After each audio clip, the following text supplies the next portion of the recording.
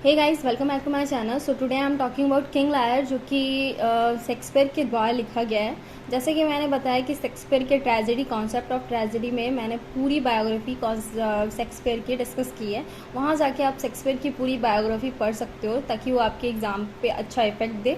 So guys, मैं direct इसके story पे आती हूँ। सबसे पहले मैं इसके कैरेक्टर लिस्ट को देख लेती हूँ ताकि आपको स्टोरी समझने में बहुत ईजी हो। सो सबसे पहला जो कैरेक्टर है इसमें किंग लेयर, जो कि एक ट्रैजिक हीरो है स्टोरी का। इनकी 3 डॉटर हैं। 3 डॉटर में जो 2 डॉटर हैं वो बहुत अच्छी, बहुत ही मतलब लालची किस्म की है, और एक जो है बहुत सॉफ्ट हार्टेड, बहुत अच्छी है। लाइक फर्स्ट जो डॉटर है इनकी गॉरिल्ला, और सेकंड जो है रिगन, और थर्ड जो है कॉर्डेलिया।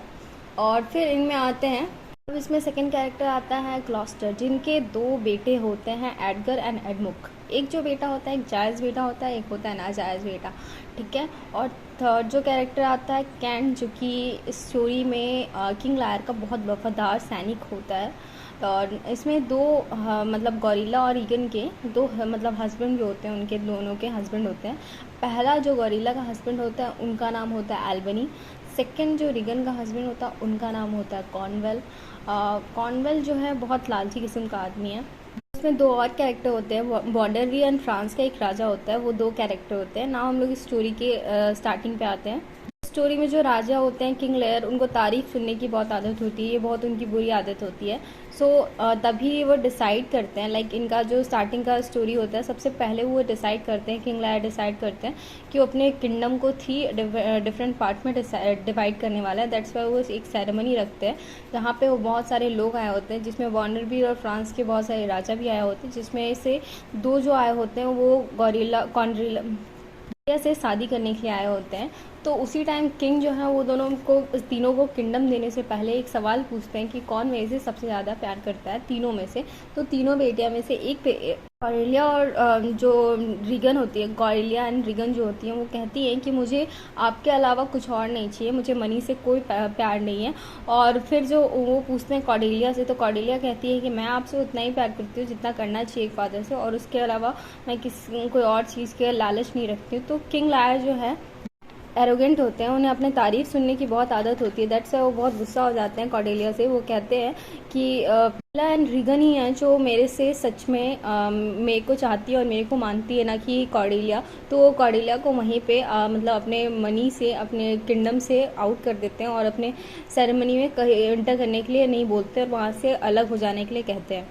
तभी फ्रांस का एक राजा होता है जो कि कॉर्डेलिया से शादी करने के लिए तैयार हो जाता है, और वो कहता है कि मुझे उसी से शादी करना है। पर मॉन्डर भी कहता है कि नहीं, मुझे इससे शादी नहीं करना, अब तो इसे अपने बाप के हिस्से में कुछ नहीं मिल रहा है।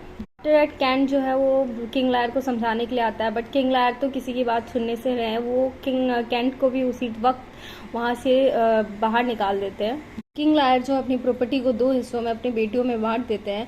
फिर वो डिसाइड करते हैं कि 100 ऑफ टर्न्स, लाइक 100 सिपाही अपने पास रखेंगे, बाकी वक्त की जितनी भी प्रॉपर्टीज अपने दोनों बेटियों में बांट देंगे। आफ्टर मैं इसमें थोड़ा सा ब्रेक लेती हूँ और ग्लॉस्टर की स्टोरी पे आती हूँ। ग्लॉस्टर की, जैसा कि मैंने बताया था, एक जायज़ बेटा होता है, एक नाजायज़ बेटा होता है, जिसमें जो एडमुक था वो एडगर से बहुत ज़्यादा ही जलता था, और जिसके कारण वो एक प्लान कर रहा होता है, और वो कहता है कि अपने फादर से, ग्लॉस्टर से कहता है कि एसगर जो है वो आपको मारना चाहता है, और उसके मन में एक वहम और एक कन्फ्यूज़न डाल देता है, जिसके कारण ग्लॉस्टर जो है गुस्से में आके अपने जायज़ बेटा को, एसगर को, वहाँ से घर से बाहर निकाल देता है। देन एडमुक जो है उसका जायज़ बेटा हो जाता है वहाँ का।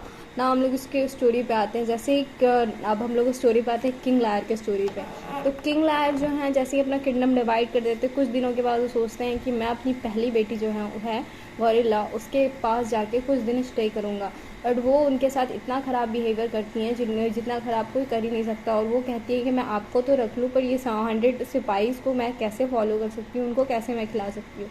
और तब वो उसका बैड बिहेवियर देख के वो जाते हैं रिगन के पास। पर वो रिगन के पास जब तक पहुँचते हैं, गॉरिल्ला सारी चीज़ें इन्फॉर्म कर चुके होते हैं। दैन रिगन कहती है उनसे, उनके अपने फादर से, कि आप यहाँ पे नहीं रह सकते, यहाँ पे अगर आपको रहना है तो सिर्फ सिंगल रह सकते हो। दैट्स वाई वो अपने दोनों बेटियों से बहुत ज़्यादा डिसअपॉइंटमेंट होती है उनको। तो थोड़ा सा अफसोस होता है क्योंकि कॉर्डेलिया उनके फेवर में बोल रही थी, पर वो वहाँ से उनके साथ एक और घटना होती है जो कि कॉर्डेलिया और रिगन और उनके हस्बैंड जो होते हैं कॉर्नवेल, ये सारे लोग मिलके उसे वहाँ से निकालना चाहते हैं, उन्हें कैंट किंग लायर को भगाना चाहते हैं और वहाँ से वो चले भी जाते हैं। उसी के सर्च में जो कैंट था जिसे किंग लायर ने निकाल दिया था शुरुआत में, वो कैंट किंग लायर के सर्च में यहाँ वहाँ ढूंढ रहा होता है। देन किंग लायर को कुछ लोगों ने देखा था, तो देन वो कुछ लोगों को अपना अंगूठी देख के, अपना रिंग देख के वो कहते हैं कि तुम ये रिंग जो है वो मतलब जो उनकी बेटी है, थर्ड वाली बेटी कॉर्डेलिया, उनको बोलो कि एक फ्रांस की सेना लेकर तैयार है क्योंकि उनकी दोनों बेटियां और उनके जो हस्बैंड हैं वो हमला करने वाले हैं उनके ऊपर। आफ्टर कुछ टाइम के बाद कैंट को किंग लायर मिल जाते हैं।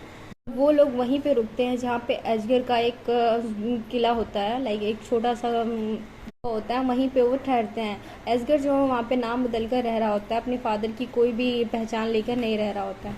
तभी ग्लॉस्टर को ये सारी बातें पता चलती है कि किंग लायर के साथ ये सारी चीज़ें हो रही हैं। तो ये सारी बातें जब पता चलती है तो एडमुक को ये कह के जाता है कि मैं किंग लायर के पास जा रहा हूँ और उनकी जो बेटी कॉर्डेलिया कुछ टाइम के बाद ही फ्रांस की पूरी सेना लेकर यहाँ पे पहुँचने वाली है, सो तब तक तुम यहाँ पे ध्यान रखना। बट एडमुक तो था बहुत चालाक आदमी, वो जाता है सारी चीज़ें जो है कॉर्नवेल को बता देता है, जिसके कारण कॉर्नवेल जो है वो डिसाइड करता है कि अब एनी हाउ मैं किंग लायर को मार के ही रहूँगा और एडमुक को वहाँ का एलियो ऑफ ग्लॉस्टर बना देता है। ग्लॉस्टर किंग लायर से मिलता है और कहता है कैंट और किंग लायर कि तुम लोग यहाँ से कहीं दूर एक ग्लोबल पे चले जाओ ताकि तुम वो दोनों से मतलब उनकी बेटियों से सेफ बचा सको किंग लायर को।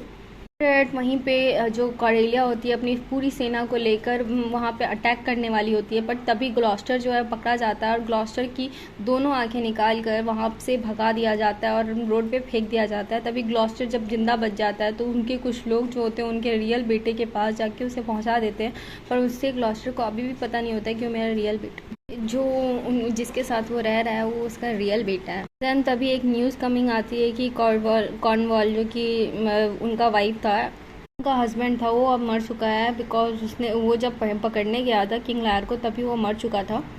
अब जो है रिगन चाहती थी कि एनी हाउ एडमुक से शादी कर ले बिकॉज वो अब चाहती थी कि सत्ता उसके हाथ में आ जाए, बट रिगन और कॉर्डेलिया दोनों का दोनों चाहती थी सिर्फ एडमुक से ही शादी करने के लिए।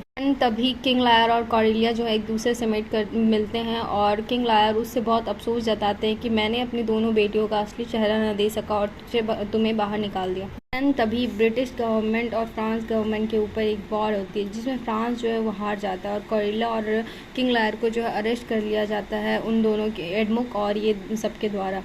तो जब वो उसे अरेस्ट कर लिया जाता है अभी एजगर और एडमुक में बहुत बड़ी फाइट होती है जिसमें एडमुक की जो है मृत्यु हो जाती है। वो मर रहा होता है तो वो कहता है, जब एडमुक मर रहा होता है वो कहता है कि मैंने बहुत बड़ी प्लानिंग की, एक ऑफिसर को भेजा है किंग लायर को और उनकी बेटी कॉर्डेलिया को मारने के लिए, सो अब तो वो नहीं बचने वाले हैं बोल के वो मर जाता है। तभी रिगन और वो उनकी एक और जो वाइफ थी वो दोनों को पता चलता है कि रिगन अब जो है एडमुक मर चुका है, दैट्स वाई वो दोनों एक दूसरे में ही झगड़ कर मर जाती हैं उसी वक्त। और तब जो जब लास्ट में जितना देर में वो कैंट वहाँ पे पहुँचता है तब वो देखता है कि किंग लायर के हाथ में उनकी बेटी कॉर्डेलिया की लाश पड़ी हुई है और वो मर चुकी है, जिस अफसोस में आकर किंग लायर भी अब मर चुके हैं। जैसा कि मैंने बताया एक ट्रैजिक एंडिंग होती है, उसी तरीके से आप देख सकते हो इसमें जो मेन हीरो होते हैं स्टोरी के ट्रैजिक हीरो किंग लायर, उनकी मृत्यु हो चुकी है।